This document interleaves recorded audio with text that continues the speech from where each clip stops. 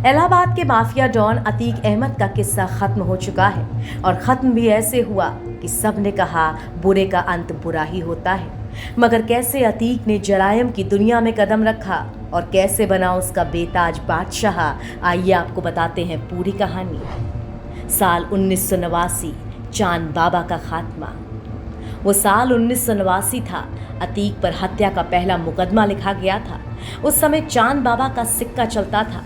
Police भी उसकी दहशत में रहती थी। चांद बाबा का वर्चस्व खत्म करने के लिए पुलिस ने अतीक के ऊपर हाथ रखा। साल 1989 में अतीक शहर पश्चिमी से निर्दलीय प्रत्याशी बना और चांद बाबा को हरा दिया। आरोप है कि एमएलए बनने के बाद अतीक की हवस बढ़ गई। नतीजे में उसने रास्ते के सबसे बड़े कांटे चांद बाबा को हटवा दिया। साल 1994, पार्षद अशफाक कुन्नू हत्याकांड। सभासद अशफाक कुन्नू का 1994 में कत्ल हुआ था। उस हत्याकांड में अतीक और अशरफ का नाम सामने आया था, लेकिन अतीक का दबदबा ऐसा कि कोई पुलिस अधिकारी उस पर हाथ डालना नहीं चाहता था।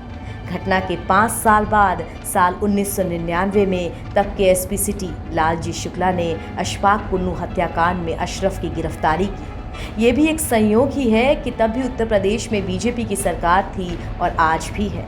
साल 1996, व्यापारी अशोक साहू हत्याकांड। प्रयागराज में 1996 में सिविल लाइन में व्यापारी अशोक साहू की हत्या हुई थी।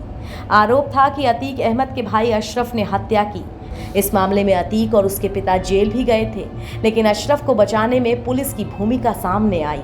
अशरफ को घटना से 2 घंटे पहले चंदौली में एक थानेदार ने तमंचे के साथ गिरफ्तार कर लिया। इसके जरिए दिखाने का प्रयास हुआ कि अशरफ गिरफ्तार है तो किसी का कत्ल कैसे कर सकता है। साल 2003, अपने ही घर के सामने भाजपा नेता अशरफ को मारा। फिर साल 2003 में अतीक के चकिया घर के सामने रहने वाले भाजपा नेता अशरफ की गोली मारकर हत्या कर दी गई। हत्या के बाद अतीक के गुंडे उसका शव तक ले गए। अशरफ बीजेपी में रहकर अतीक को चुनौती दे रहा था, इसीलिए अतीक ने उसका पत्ता साफ करवा दिया। साल 2005, दिन दहाड़े एमएलए राजू पाल पर बरसी गोलियां। साल 2004 के लोकसभा चुनाव में अतीक अहमद सपा के टिकट पर फूलपुर सीट से चुनाव जीत गया। सांसद बनने के बाद इलाहाबाद पश्चिमी की विधायकी छोड़नी पड़ी। उपचुनाव हुआ। सपा ने अतीक के छोटे भाई अशरफ को उम्मीदवार बनाया। उधर अतीक के सहयोगी रहे राजूपाल को बसपा ने टिकट दे दिया। इलेक्शन में राजूपाल की जीत हुई। पहली बार अतीक को अपने ही इलाके में वैसी ही टक्कर मिली जैसे चांद बाबा को अतीक से मिली थी। 15 जनवरी 2005 को राजूपाल ने पूजा पाल से शादी की। ठीक 10 दिन बाद राजूपाल की हत्या कर दी गई। इस हत्याकांड में अतीक अहमद और अशरफ अहमद मुख्य आरोपी थे।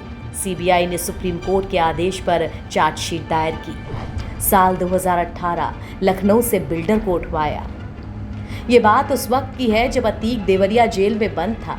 उसके इशारे पर बिल्डर मोहित जायसवाल को लखनऊ से देवरिया जेल लाकर न केवल उसे पीटा गया, बल्कि उसकी करोड़ों की संपत्ति हथियाने के लिए स्टैम्प पेपर पर जबरन दस्तखत भी करवाए गए। मामला उछला तो शासन ने जेल अधिकारियों के खिलाफ कार्रवाई की। इस मुकदमे में अतीक के बड़े बेटे उमर के खिलाफ मुकदमा लिखा गया और वो 2 लाख रुपए का इनामी घोषित हुआ। एनबीटी ऑनलाइन की रिपोर्ट।